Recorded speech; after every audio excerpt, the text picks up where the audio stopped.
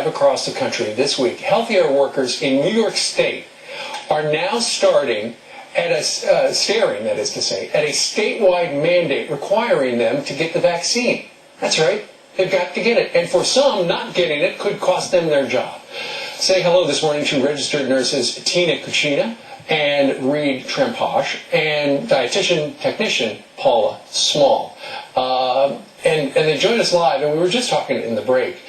Reed, they are saying that unless you get the flu shot for H1n1, they could fire you.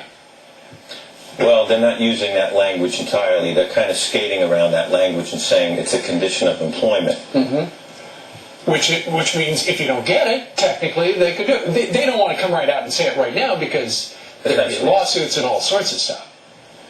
Well, they're immune from any lawsuits under current legislation. All right. Tina, you look at this as a violation of your civil rights? Absolutely. Why? Well, whenever you get a vaccine, you have to sign informed consent. I consent to the risks versus the benefits to this vaccine. I sign, I take the shot, or the mist.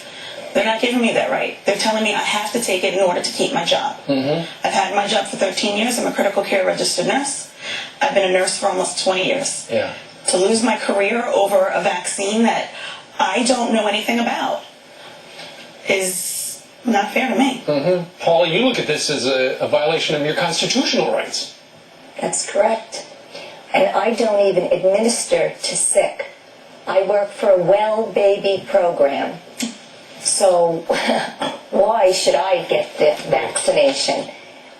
You know, do everyone then. Do the whole world. Right. Why mandate just you guys? Right. I think they're targeting us. And Reed, it's interesting, not even the Centers of Disease Control is suggesting that all healthcare workers across the country get this, just here in New York State. Well, apparently, yes, that's true.